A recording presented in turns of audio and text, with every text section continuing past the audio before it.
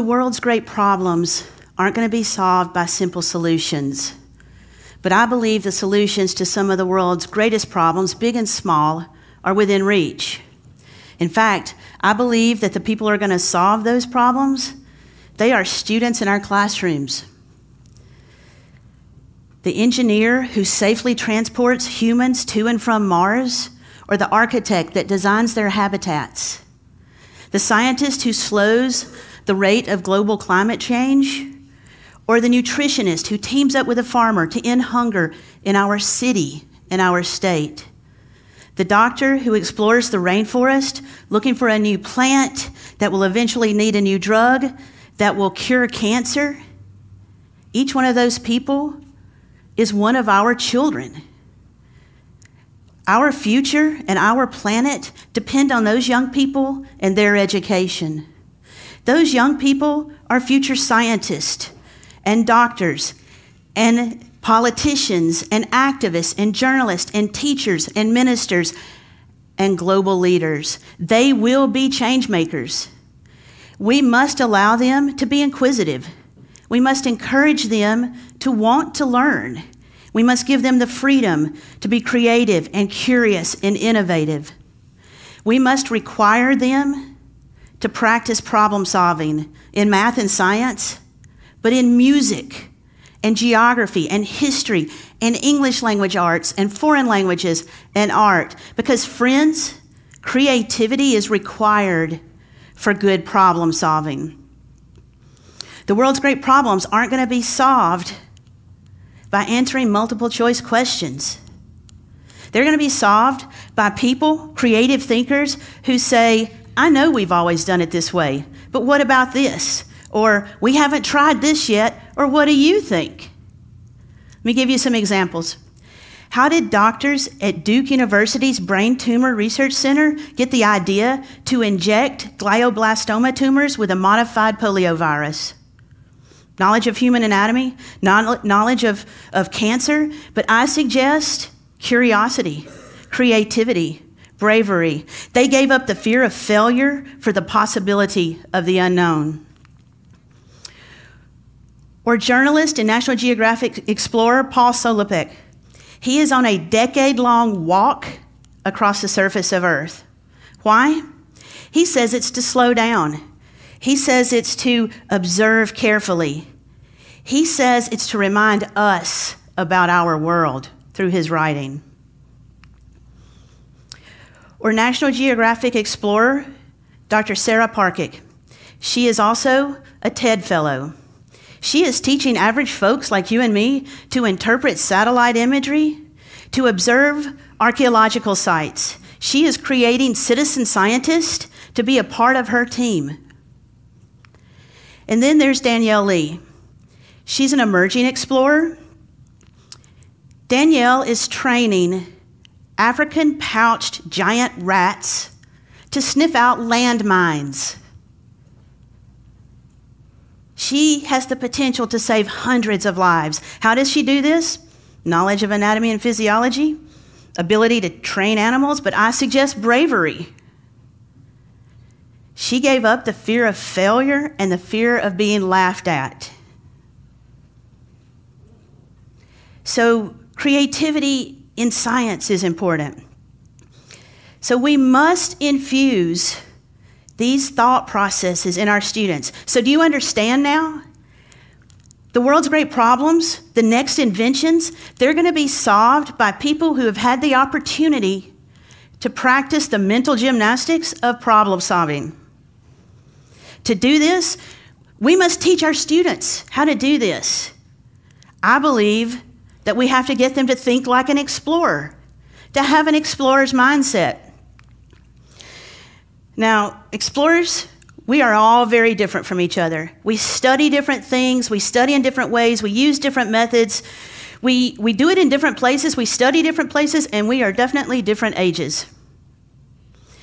But I think we have three things in common: attitudes, skills, and knowledge.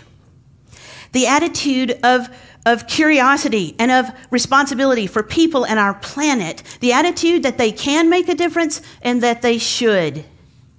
The skills of observation of what's going on around us and the ability to communicate what they see. Explorers are storytellers. We take our curiosities, we take our ideas, we take what we've learned and we share it. We communicate it in writing, through presentations, and on social media. Explorers are collaborators. We understand the importance of a diverse team. We also understand the importance of listening. Adults, we must model for our children how to listen. We must help them understand that having different ideas and different perspectives is good. It doesn't mean that somebody's right or wrong. It just means you're different. And different is good. Different goes into solving complex problems. And then there's knowledge. Knowledge is the foundation or the bedrock of these attitudes and skills. Knowledge of different subjects, physics and art, and differential equations, and programming, and virtual reality, and spatial analysis, and poetry, and literature.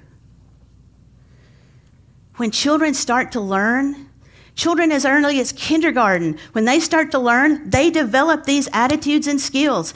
Then they start to see the interconnections of our people and our planet and nature and society and humans in their environment. We must infuse problem-based learning and inquiry-based learning into all subjects. We must allow students and teach students how to take those discrete pieces of information, the things they memorize, like facts and figures and theories and theorems and chemical compounds and places and people and locations. We must teach them how to synthesize those things into solutions to complex problems. This will happen when teachers are allowed to team with other teachers. This will happen when math teachers team with reading and writing teachers, and science teachers with history teachers, and frankly, when everybody teaches geography, because everything happens someplace.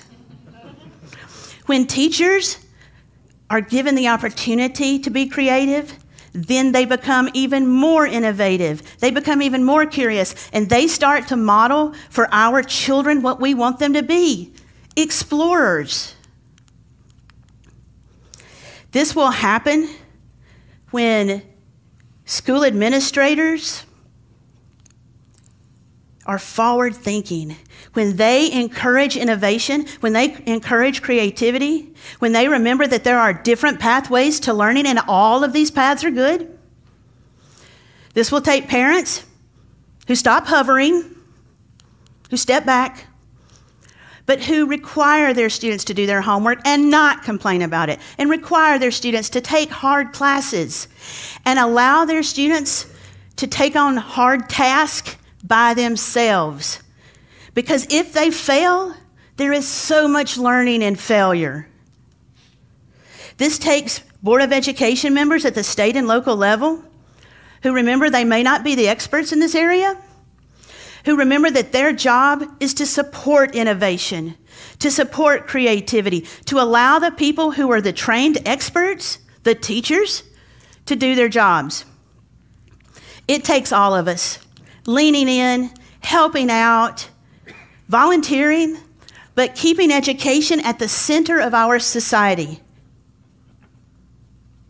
My name is Lisa Keys-Mathews, and I am a National Geographic Explorer, and I am working with teachers in the state of Alabama to inspire and motivate children.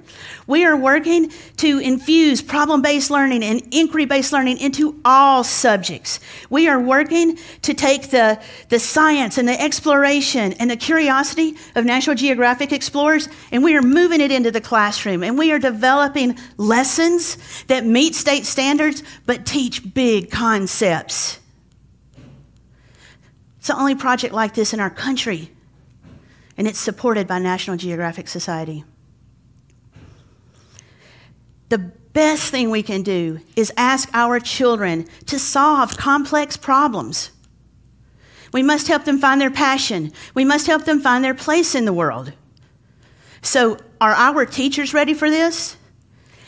Absolutely. The teachers I work with are ready for this, and I know there are more out there. Are our students ready for this? What do you think? The question is, are you ready for this? Because if you're ready for this, my team has a place for you. Join us. Thank you.